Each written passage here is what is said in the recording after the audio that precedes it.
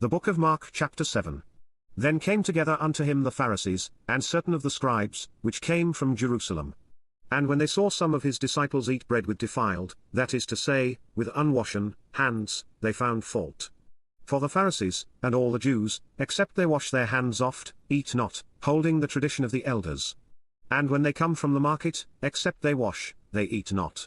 And many other things there be, which they have received to hold, as the washing of cups, and pots, brazen vessels, and of tables. Then the Pharisees and scribes asked him, Why walk not thy disciples according to the tradition of the elders, but eat bread with unwashen hands?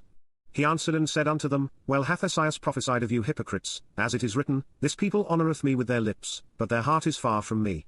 Howbeit in vain do they worship me, teaching for doctrines the commandments of men. For laying aside the commandment of God, ye hold the tradition of men, as the washing of pots and cups, and many other such like things ye do. And he said unto them, Full well ye reject the commandment of God, that ye may keep your own tradition.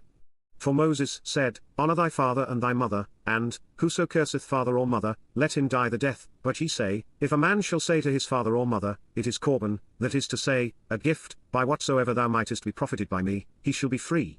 And ye suffer him no more to do aught for his father or his mother, making the word of God of none effect through your tradition, which ye have delivered, and many such like things do ye. And when he had called all the people unto him, he said unto them, Hearken unto me every one of you, and understand, there is nothing from without a man, that entering into him can defile him, but the things which come out of him, those are they that defile the man. If any man have ears to hear, let him hear. And when he was entered into the house from the people, his disciples asked him concerning the parable. And he saith unto them, Are ye so without understanding also? Do ye not perceive, that whatsoever thing from without entereth into the man, it cannot defile him, because it entereth not into his heart, but into the belly, and goeth out into the draught, purging all meats? And he said, That which cometh out of the man, that defileth the man. For from within, out of the heart of men, proceed evil thoughts, adulteries, fornications, murders, thefts, covetousness, wickedness, deceit, lasciviousness, an evil eye, blasphemy, pride, foolishness. All these evil things come from within, and defile the man. And from thence he arose, and went into the borders of Tyre and Sidon, and entered into an house, and would have no man know it, but he could not be hid. For a certain woman, whose young daughter had an unclean spirit, heard of him, and came and fell at his feet. The woman was a Greek, a Syrophoenician by nation, and she besought him that he would cast forth the devil out of her daughter. But Jesus said unto her, Let the children first be filled, for it is not meet to take the children's bread, and to cast it unto the dogs. And she answered and said unto him, Yes, Lord, yet the dogs under the table eat of the children's crumbs. And he said unto her, For this saying go thy way, the devil is gone out of thy daughter. And when she was come to her house, she found the devil gone out, and her daughter laid upon the bed. And again, departing from the coasts of Tyre and Sidon, he came unto the sea of Galilee, through the midst of the coasts of Decapolis.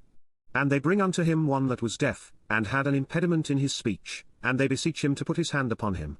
And he took him aside from the multitude, and put his fingers into his ears, and he spit, and touched his tongue, and looking up to heaven, he sighed, and saith unto him, Ephphatha, that is, be opened.